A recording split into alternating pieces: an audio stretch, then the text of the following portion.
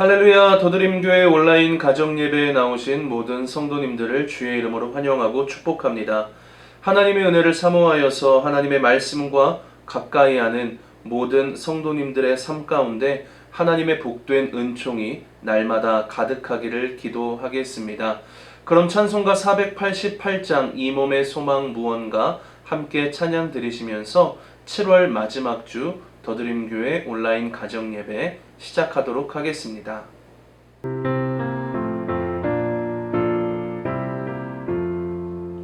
이 몸의 소망 무언가 우리 주 예수뿐일세.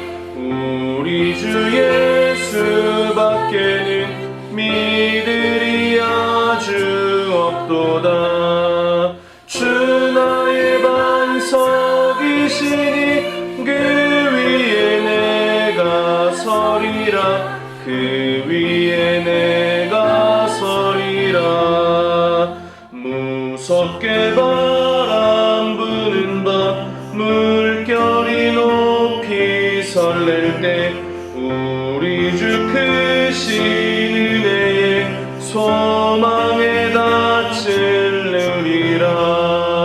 주 나의 반석이시니 그 위에 내가 서리라. 그 위에 내가 서리라. 세상에 믿던 모든 것 끊어질 그날 되어도 구주의 언약 믿사와 내 소망 더욱 크리라. 주 나의 반석이시니 그 위에 내가 서리라. 그 위에 내가 서리라. 바라던 천국 올라가 하나님 앞에 배울 때 구주의 의를 힘입어 어여시 바로 서리라. 주 나의 반석이시니 그 위에 내가 서리라. 그 위에 내가 서리라.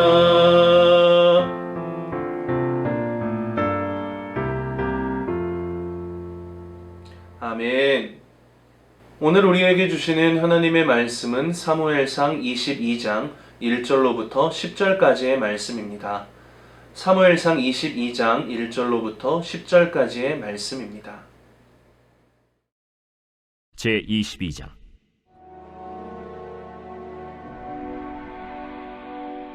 그러므로 다윗이 그곳을 떠나 아둘람 굴로 도망하매 그의 형제와 아버지의 온 집이 듣고 그리로 내려가서 그에게 이르렀고 환난당한 모든 자와 빚진 모든 자와 마음이 원통한 자가 다 그에게로 모였고 그는 그들의 우두머리가 되었는데 그와 함께 한 자가 400명가량이었더라.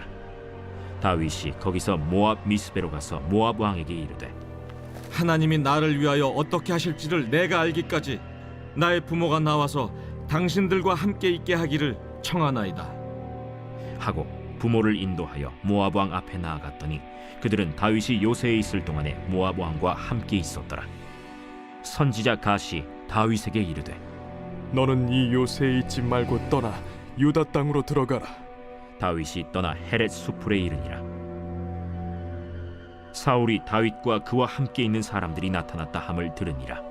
그때 사울이 기브아 높은 곳에서 손에 단창을 들고 에셀 나무 아래에 앉았고 모든 신하들은 그의 곁에 섰더니 사울이 곁에 선 신하들에게 이르되 너희 베냐민 사람들아 들으라. 이새의 아들이 너희에게 각기 밭과 포도원을 주며 너희를 천부장 백부장을 삼겠느냐? 너희가 다 공모하여 나를 대적하며 내 아들이 이새의 아들과 맹약하였으되 내게 고발하는 자가 하나도 없고 나를 위하여 슬퍼하거나 내 아들이 내 신하를 선동하여 오늘이라도 매복하였다가 나를 치려하는 것을 내게 알리는 자가 하나도 없도다. 그때 에돔 사람 도액이 사울의 신하 중에 섰더니 대답하여 이르되 이새의 아들이 노베 와서 아히두베 아들 아히멜렉에게 이른 것을 내가 보았는데 아히멜렉이 그를 위하여 여호와께 묻고 그에게 음식도 주고 블레셋 사람 골리앗의 칼도 주더이다. 다윗은 사람으로 인해 겪는 어려움으로 하나님의 사람으로 다듬어져 갑니다. 다윗은 자기를 잡으려고 혈안이 된 사울 때문에 꽤나 오랜 시간 마음고생을 하게 됩니다. 그런데 다윗의 삶을 면면히 살펴보면 사람 때문에 힘들기도 했지만 사람으로 인해 회복을 경험하기도 합니다. 하나님께서는 다윗의 어려운 순간순간마다 믿음의 동역자들을 붙여주셔서 고난의 터널을 통과하게 하셨다는 것이죠. 사무엘상 19장에는 사울 때문에 도망자 신세로 전락한 다윗이 라마나요스로 피하게 됩니다. 그리고 그 라마나요스에서 사무엘을 만나게 하시죠. 19장엔 그 사무엘과의 만남을 짧게 기록을 하고 있습니다. 그래서 사무엘이 다윗과 함께 살았다라고 간단하게 기록을 하고 있죠. 그런데 이 짧은 문장 안에는 다윗을 향한 사무엘의 믿음의 격려와 위로, 그리고 회복이 있었을 것이라 추측해 볼 수 있습니다. 그리고 사무엘상 20장에는 이유도 모른 채 사무엘을 피해 도망자 신세로 전락한 자신의 삶이 이해가 되지 않아 요나단을 찾아가 요나단에게 자신의 삶을 항변하기도 합니다. 그런데 뜻밖에도 그곳에서 다윗은 자신의 목숨처럼 다윗을 아껴주고 사랑해주는 요나단의 사랑을 경험하게 됩니다. 그리고 녹당에서는 어땠나요? 녹당으로 피신했을 때는 그곳에서 제사장 아히멜렉을 만나게 하십니다. 그리고 아히멜렉을 통해 다윗의 굶주림을 해결해 주십니다. 그리고 그 사건을 통해 다윗은 하나를 배우게 됩니다. 그저 생명력 없이 막연히 지키는 율법 준수보다 생명을 사랑하고 귀히 여기는 아히멜렉의 신앙의 모습을 보게 하셨다는 거죠. 그리고 그 아히멜렉의 모습을 통해 신앙의 본질이 어디에 있는지 배우게 하셨습니다. 이처럼 다윗은 사람 때문에 힘든 순간이 많았지만 하나님께서 붙여주신 믿음의 동역자들로 인해 새 힘과 용기를 얻게 됩니다. 그리고 그들을 통해 전해주신 하나님의 말씀, 그리고 그들의 삶의 메시지를 통해 다윗이 고난의 터널을 버티며 통과할 수 있었던 삶의 원동력이 되었던 것을 우리는 알 수 있습니다.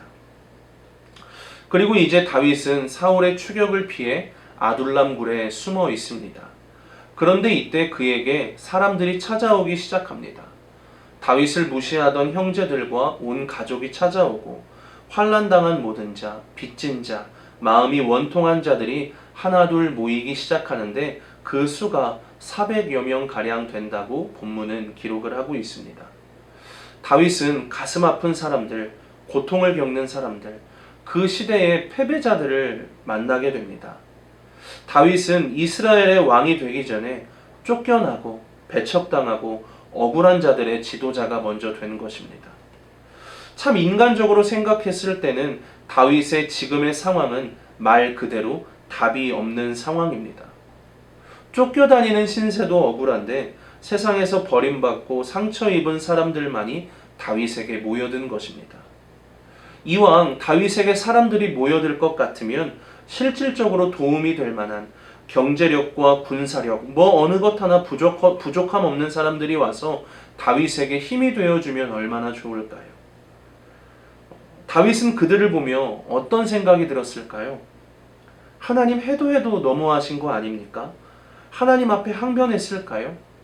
그런데 성경은 그렇게 기록하고 있지 않습니다. 다윗은 자신이 처한 상황이 쉽게 납득되지는 않았지만 그 가운데에서 하나님께서 어떻게 일하실지를 보기를 원했던 것 같습니다. 그래서 본문 3절은 이렇게 기록을 하고 있습니다. 다윗이 모압 미스베로 가서 모압 왕에게 이르되 하나님이 나를 위하여 어떻게 하실지를 내가 알기까지 함께 있기를 청하나이다. 무슨 말인가요? 다윗은 자신에게 찾아온 사람들을 외면하지 않고 그들과 함께 모압 미스베로 이동을 하게 됩니다. 이것은 사무엘과 요나단 그리고 아히멜렉이 다윗의 아픔을 보고 그들이 다윗에게 힘이 되어주고 격려가 되어주고 위로가 되어주었던 것처럼 다윗은 아둘람 굴로 찾아온 400여 명의 사람들에게서 자신과 같은 처지의 사람들의 아픔을 보게 되고 그들을 외면하지 않고 포기하지 않겠다라고 하는 다윗의 결연한 의지가 엿보이는 장면입니다. 만약 다윗이 이러한 광야의 경험도 없고 자신과 같은 처지의 사람들의 아픈 마음을 헤아리지 못한 채 바로 왕위에 올랐다면 그의 주변에 권력을 탐하여 몰려드는 아첨꾼과 정치꾼들을 만났겠지만 이러한 광야의 시간이 있었기에 비로소 고통을 겪는 사람들, 빚에 시달리는 사람들, 얼굴에 근심이 가득한 사람들을 만날 수 있었고 그들의 마음을 헤아릴 수 있는 그러한 참된 지도자로 성장해가고 성숙해 갈 수 있었던 것입니다. 그리고 그들의 삶에 있어서 진정으로 필요한 것이 무엇인지 다윗은 하나하나 깨달아갔을 것입니다. 그렇게 낮은 자리에서 비로소 사람들의 상처 입은 마음을 보게 된 다윗에게 갓 선지자가 찾아오게 됩니다. 그리고 갓 선지자는 다윗에게 이렇게 이야기를 합니다. 본문 5절입니다. 선지자 갓이 다윗에게 이르되 너는 이 요새에 있지 말고 떠나 유다 땅으로 들어가라. 다윗이 떠나 헤렛 수풀에 이르니라. 그렇게 다윗은 자신에게 찾아온 400여 명의 사람 외에 하나님의 약속의 땅, 언약의 땅인 유다에 현실의 어려움에 고통을 호소하고 있다는 많은 사람들이 있다는 것을 알게 됩니다. 그리고 더 이상 원통함과 억울함이라는 자기 연민에 갇혀서 살아가는 자신과 같은 처지에 있는 사람들을 이끌어내야겠다는 하나님의 부르심을 다시금 발견하게 되죠. 그래서 갓 선지자의 그 부르심에 바로 순종으로 반응하여 헤렛 수풀로 이동하는 다윗의 모습을 발견할 수 있게 되는 것입니다. 이때 하나님 앞에 부르심에 반응하는 믿음의 결단과 고백을 담은 찬양이 시편 57편에 고스란히 기록되어 있는데요. 그 당시 다윗의 마음이 어떠했는지 시편 57편 7절과 8절은 이렇게 기록을 하고 있습니다. 하나님이여 내 마음이 확정되었고 내 마음이 확정되었사오니 내가 노래하고 내가 찬송하며 내가 새벽을 깨우리로다 라고 기록을 하고 있습니다. 다윗이 내가 새벽을 깨우겠습니다 라고 고백을 하고 있습니다. 무슨 말인가요? 하나님의 말씀 앞에 나의 영혼을 다시금 깨우겠습니다. 그리고 영적으로 어둡고 깜깜한 나의 영혼, 그리고 유다 땅에 새 나를 만들겠습니다. 그곳에 주가 다스리시고 주가 통치하시는 땅으로 만들겠습니다. 하나님의 사람들을 그렇게 빚어가고 만들어가는 하나님의 귀한 사역에 내가 믿음으로 반응하겠습니다 라고 하는 믿음의 결단과 고백이 담겨있는 다윗의 찬양시입니다. 다윗의 이 고백 속에는 자신의 인생 가운데 하나님께서 사무엘을 붙여주시고 요나단을 붙여주시고 아히멜렉을 붙여주셔서 하나님의 마음이 어디에 있는지 다시 발견할 수 있도록 해주셨던 것처럼 아둘람 굴로 찾아온 하나님께서 붙여주신 이 사람들과 유다 땅에 있는 많은 이들의 영혼을 깨우는 그 일을 하나님께서 붙여주신 이 사람들과 함께 만들어 가겠습니다 라고 하는 믿음의 고백인 것이죠. 그리고 참 감사한 것은 그렇게 찾아온 세상의 실패자들이 다윗의 신앙의 여정에 있어서 가장 큰 위로자요 믿음의 동역자들이 된다는 것입니다. 삶에서 광야와 같은 어려움을 겪지 않는 사람은 아무도 없습니다. 다윗에게 있어서 고난은 그저 고난이 아니라 그 고난의 시간을 통해서 하나님의 섭리와 부르심을 깨닫는 축복의 시간이었습니다. 비록 지금 나의 삶이 광야와 같을지라도 하나님의 섭리와 인도하심을 소망하며 다시금 나의 영혼을 깨워 불러 세우시는 하나님의 말씀을 듣는 그러한 은혜가 우리들의 삶 가운데 날마다 넘쳐나기를 기도합니다. 그래서 하나님의 섭리와 인도하심을 소망하며 저마다의 삶의 자리에서 신실하게 살아가는 참된 그리스도인 우리 모든 더드림교회 성도들 되시기를 주의 이름으로 축복하고 소망합니다. 기도하겠습니다. 살아계신 하나님 아버지, 이번 한 주도 하나님께서 허락하시고 보내주신 삶의 자리에서 그 누구보다 진지하고 신실하게 하나님 앞에 살아가길 원합니다. 우리의 삶을 인도하여 주옵소서. 그리하여 우리에게 허락하신 삶의 자리에서 믿음의 선한 싸움을 싸워나가게 하시고 날마다 우리를 새롭게 하시는 주의 은혜를 경험하게 하시며 주의 살아계심과 역사하심을 간증하는 삶이 되게 하여 주옵소서. 감사 찬양 올려드리며 우리를 새롭게 하시는 예수 그리스도의 이름으로 기도합니다. 아멘. 하늘에 계신 우리 아버지, 아버지의 이름을 거룩하게 하시며 아버지의 나라가 오게 하시며 아버지의 뜻이 하늘에서와 같이 땅에서도 이루어지게 하소서. 오늘 우리에게 일용할 양식을 주시고 우리가 우리에게 잘못한 사람을 용서해 준 것 같이 우리 죄를 용서하여 주시고 우리를 시험에 빠지지 않게 하시고 악에서 구하소서. 나라와 권능과 영광이 영원히 아버지의 것입니다. 아멘.